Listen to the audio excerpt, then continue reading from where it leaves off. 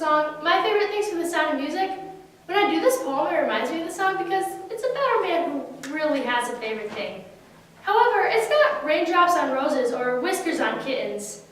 No, his favorite thing is a little more obnoxious. Will he stay true to his favorite thing in spite of all obstacles?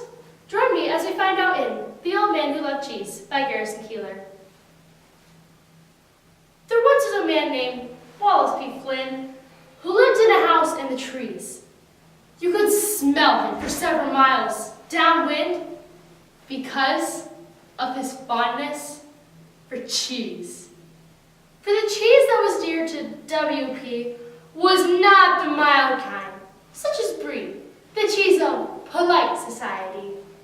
No, he liked cheese that was in your face. Cheese that smelled like socks from a marathon race. Cheese that really stank up the place. His wife knelt down and begged him, "Please have mercy, Wallace, and change your cheese." His son said, "Cheese makes your breath so bad, it smells like death to be near you, Dad." His daughter asked him, "What is the sense of eating cheese that is so offensive?" Said Wallace P., "It's offensive to you, but cheese cheers me up when I am blue. I don't know why, but a nice sharp cheddar makes me feel a whole lot better. A Limburger or Emmentaler makes me grin and jump and holler. And oh, the pleasure of a slice of Cheshire. Some men love fame, or their name on marquees. Some men love money. I choose cheese."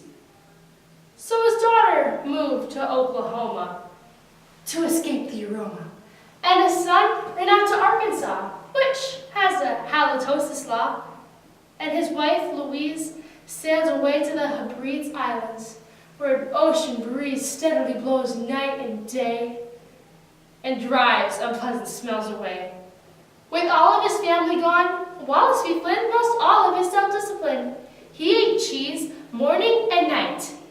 Cheese so strong that his hair turned white. He walked around with a cheesy grin, and he'd drive his truck to town and park it in front of Easy Ed's used cheese market. Easy Ed was a skinny old geezer with little green eyes and a great big beezer. He sold old cheese that he stored in rooms deep underground in cool, dark tubes.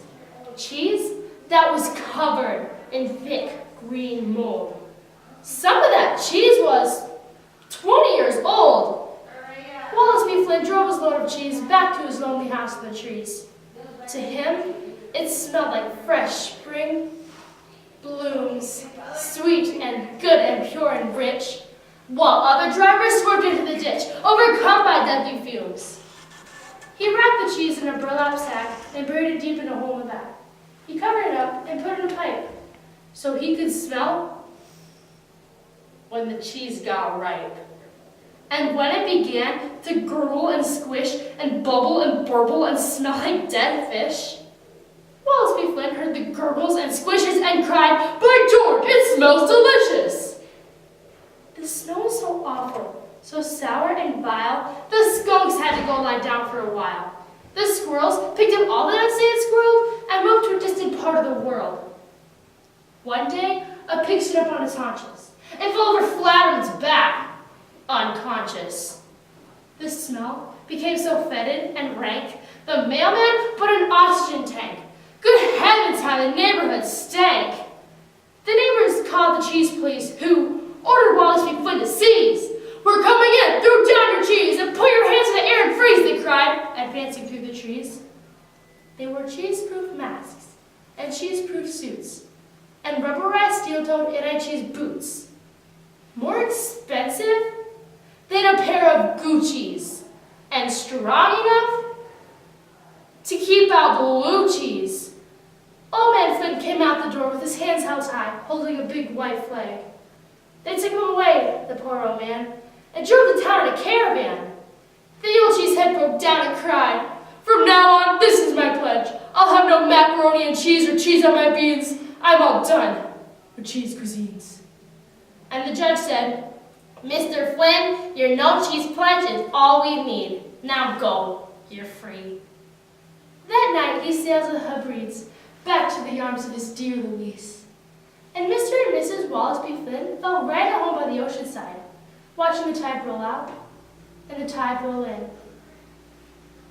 Which goes to show that a person can choose to